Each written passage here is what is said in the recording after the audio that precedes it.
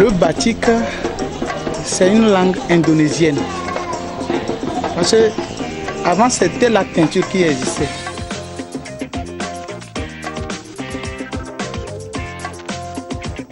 Un jour, les femmes teintaient des étoffes et ils ont laissé les tissus sous un arbre. Après avoir extrait le miel dans les bouches d'abeilles, ça s'est fondu et ça s'est déversé sur les tissus qui sont sous l'arbre. Donc les femmes étaient obligées de teinter avec cette cire d'abeille. Et juste à la fin, ils ont remarqué que la cire là ne s'enlevait pas. Donc on sait d'habitude, s'il y a la cire qui est dans le tissu, c'est avec l'eau chaude qu'on peut le faire détruire. Donc on l'a mis dans l'eau chaude et d'un seul coup, ils ont vu que la couleur maintenant a été un peu différente. C'est en ce moment qu'ils ont commencé à décorer les choses avec la cire. C'est d'où même le nom batik.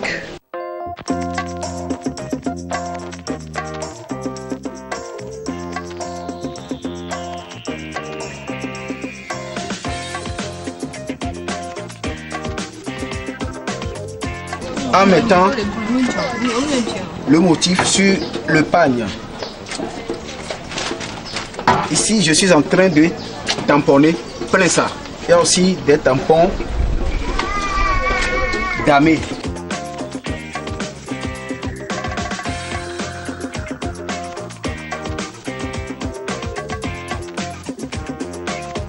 Ces tampons, ces dessins, c'est moi-même qui les crée avec les mousses.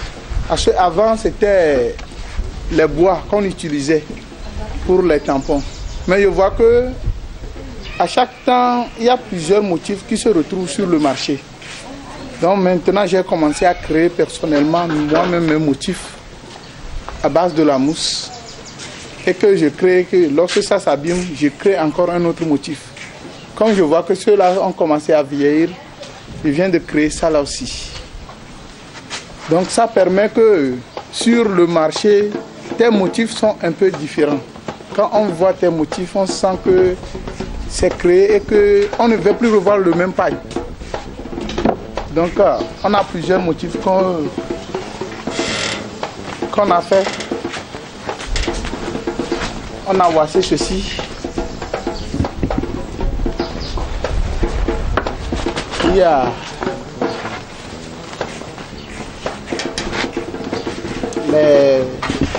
a les dessins qui sont déjà là-dessus. Des fois, les gens demandent que la signification des dessins. Bon, est-ce que les motifs, ça dit quoi, ça parle de quoi? Oui, effectivement, on a les dessins qu'on crée. Peut-être ceci-là. J'ai vu les anciens peignes que nos mamans utilisaient. Je les fais ici. Ce qu'on appelait Atia, oui, Atia. Oui, et j'ai fait des petites décorations. Ici, j'ai créé le soleil, mais j'ai fait des petites décorations. Par exemple, si nous voyons un peu, nous suivons un peu les documentaires des Africains, il y a certains peuples qui sont des Oumou. Donc, dans leurs documentaires, j'ai vu les décorations qu'ils faisaient sur leur corps et que ça m'a beaucoup plu. Et je me suis inspiré de ça et j'ai créé des petits motifs. Le soleil. Donc on a plusieurs motifs. On a plusieurs motifs qu'on crée. Déjà, quand tu es là et que tu commences à dessiner, l'inspiration vient, la création vient.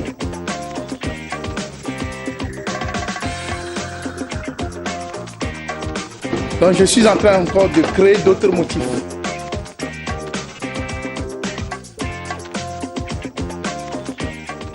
On est en train de faire la ligature. On est en train d'attacher pour donner les motifs de tresse. Pour donner la séparation entre les motifs, la couleur et le blanc.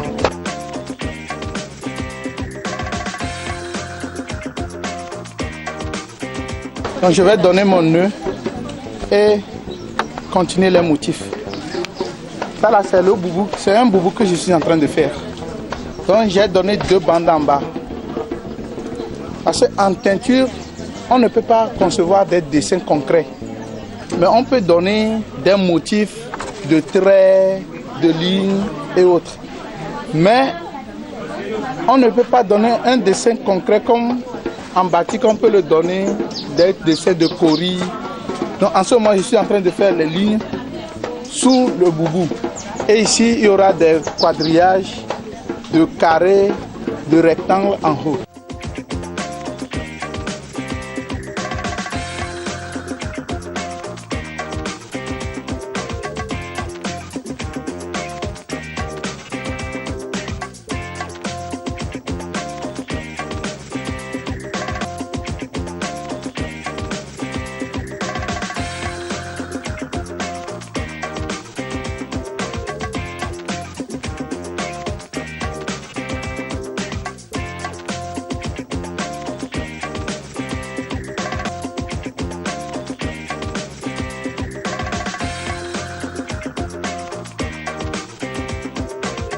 Donc juste après les attachements, je vais amener au niveau du bain pour faire les couleurs. Parce que je viens de terminer mon boubou. Les dessins que je veux, j'ai déjà préparé. Donc juste après, je vais aller au bain. Donc on crée les motifs, on attache les motifs qu'on veut. Par exemple, ceci, on aura des petites étoiles dedans. Ça serait des triangles, des petits triangles. Ici, on aura déjà les lignes verticales. Et ici, on aura les nœuds, les toiles d'araignée. Nous, on l'appelle les toiles d'araignée, parce que les nœuds se font comme les toiles d'araignée. Donc déjà, j'ai déjà préparé mes motifs pour faire la teinture. Et en teinture, le travail se fait plus vite et c'est rapide plus qu'en batik.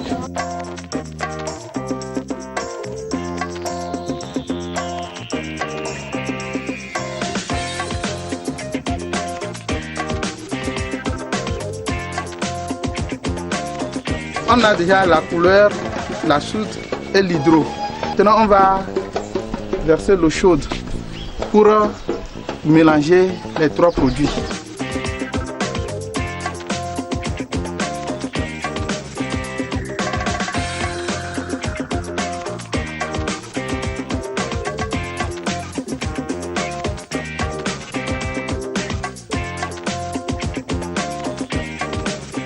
La teinture se fait à chaud.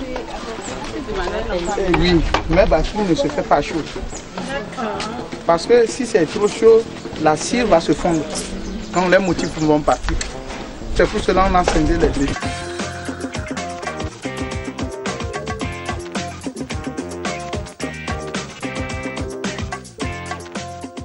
On va plonger maintenant nos attachements qu'on a fait pour voir ce qu'on a fait.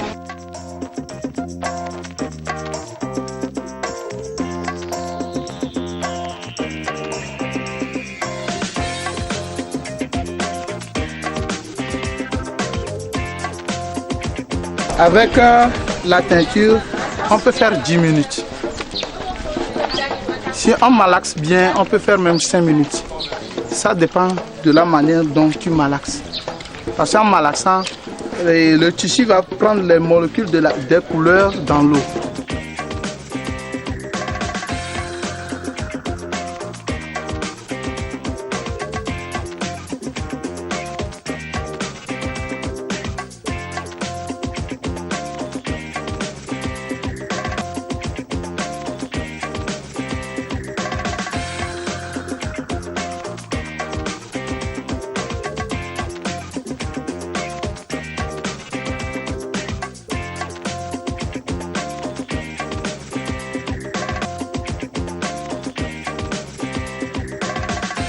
Donc on veut faire le café.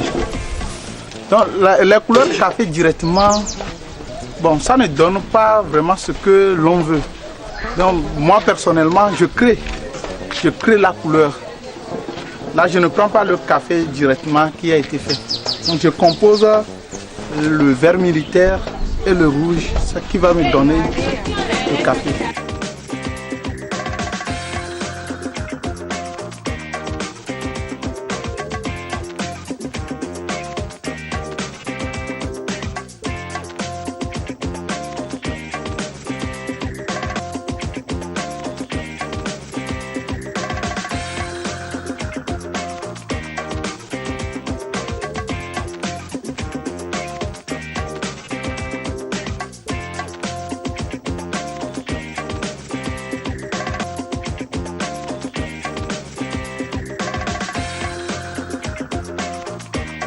Donc maintenant on va rincer. Quand on va finir de rincer, on va détacher, on va voir les motifs qu'on a fait.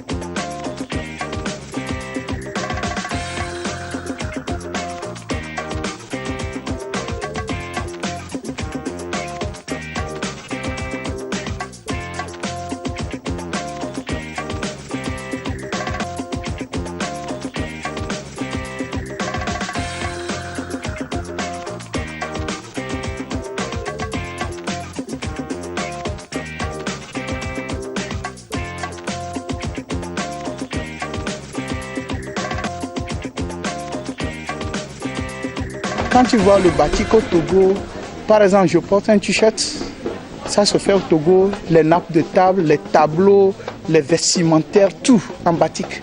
Mais dans les autres pays, par exemple la Guinée, eux ils sont spécialisés en teinture. Le Mali, ils sont spécialisés en teinture. Mais créer des choses en batik, vraiment le début c'est au Togo. Mais quand on va au Ghana même, vous allez voir que c'est industrialisé. Ce n'est pas, on ne fait pas les batiks comme on le fait au Togo ici. Quand même, c'est arrivé au Togo avant le Ghana. Le batik tel qu'elle est arrivée au Togo, ce n'est plus ça. C'est changé carrément. On a créé d'autres choses. On a créé beaucoup de choses en ça. Il y a l'inspiration. Donc je crée les motifs, je dessine.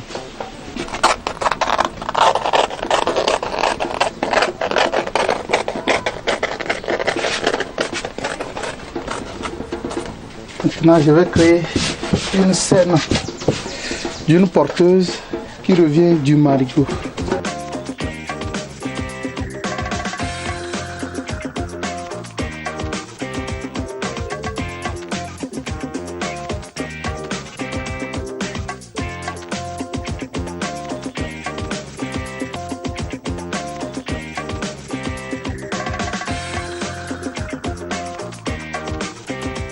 Je passe au cirage.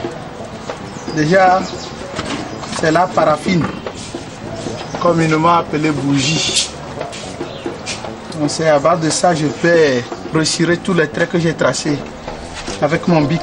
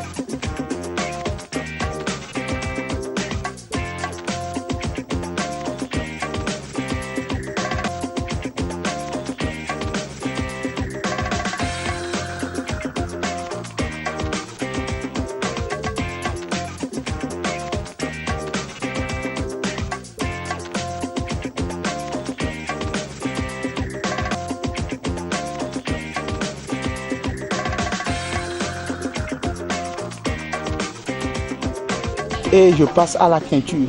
Déjà en dessinant, je compose déjà la scène. Je sais que c'est une couleur, 2 couleurs, 3 couleurs. Là, je vais savoir comment décorer maintenant les personnages qui sont au fond du tableau. Donc, quand je fais les décorations, je fais première couleur, j'arrête la nature même, la nature de la scène. Je fais une deuxième couleur, j'arrête les personnages, les habillements. Et une troisième couleur pour faire sortir le personnage lui-même. Donc déjà, à ces 3 stades-là, je suis rassuré. Je fais le bain, je sèche, je refais le cirage, je sèche 3 fois. Et maintenant, je passe aux dernières couleurs, qui serait une couleur foncée, qui va faire sortir les craquelures, les traits. Si nous voyons les traits qu'il y a dans les tissus, surtout c'est ça qui impressionne les gens. Parce que les blancs font les tissus, mais ils n'arrivent pas à faire des craquelures. Parce qu'on voit le trait se débute, mais on voit que la fin disparaît dans le tissu. Ça vraiment c'est quelque chose qui est très beau. Et déjà dans le fond du tableau, on crée ces craquelures. Et juste à la fin, on lave. Quand on lave, on est rassuré. Dans le lavage même, on voit que même en lavant, l'eau que tu prends pour laver est toujours nette. L'eau est toujours claire, est toujours propre. Ça te rassure toi-même que la teinture a été bien faite. Et maintenant, il y a une partie de batik que c'est très important, le repassage. Même quand nous achetons les tissus au marché, que c'est des tissus batik, pas les synthétiques que les Chinois importent, non. Je parle du batik même. Ça, pour avoir vraiment la qualité du batik, il faut toujours le repasser. Le repassage est vraiment important. Parce que si on ne repasse pas, il y a déjà la cire, les restes de la cire qui sont à la surface. Donc avec le repassage, ça se fond et ça rend la chose brillante.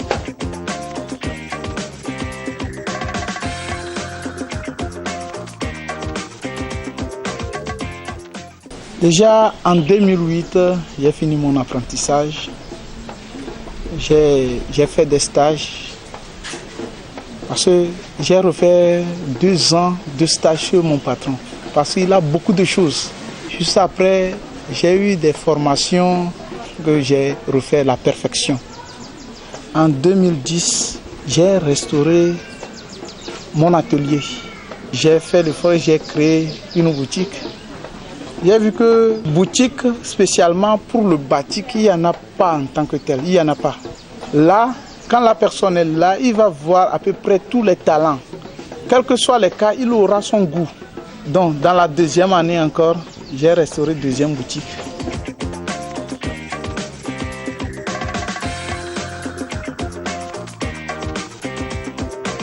Ici, c'est la boutique.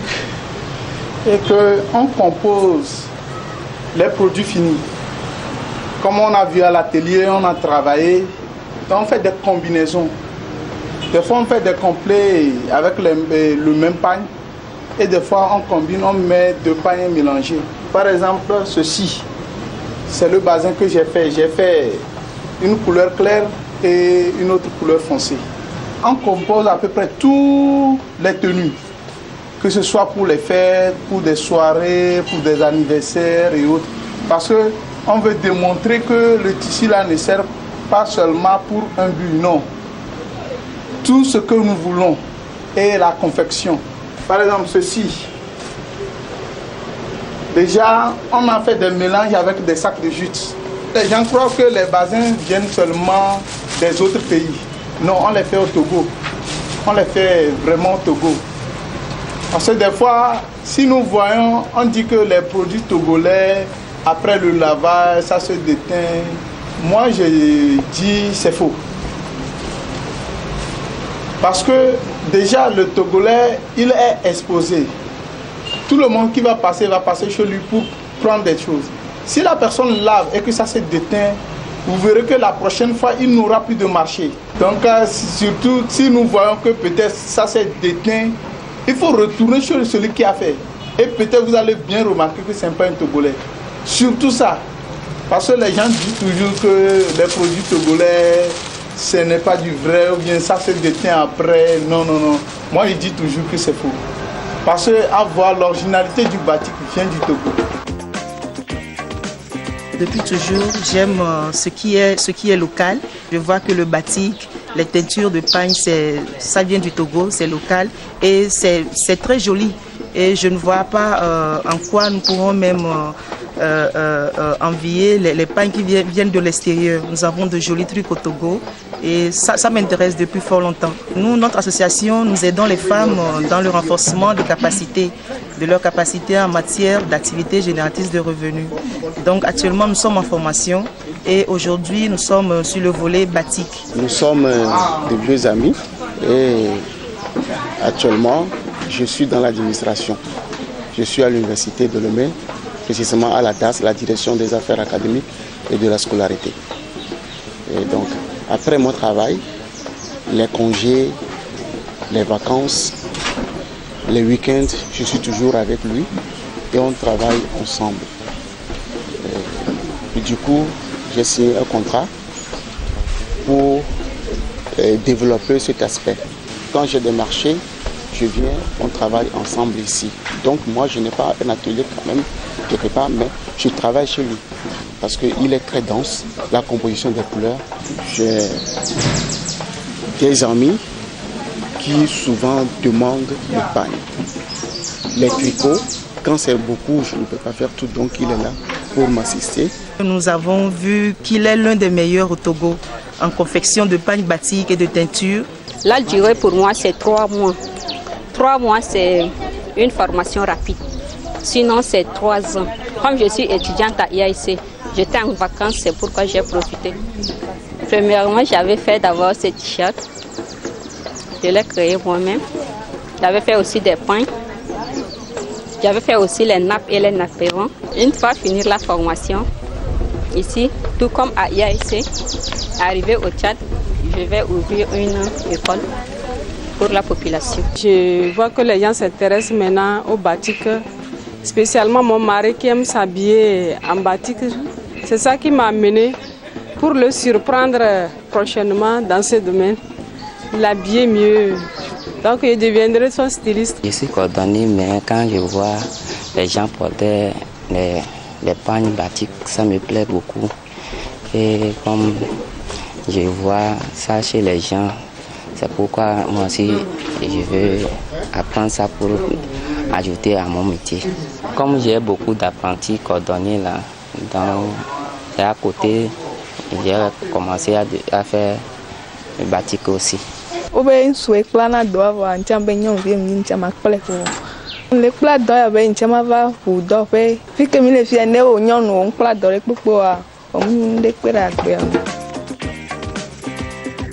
Présentement même, je suis en train de visionner une école d'art pour plus de formation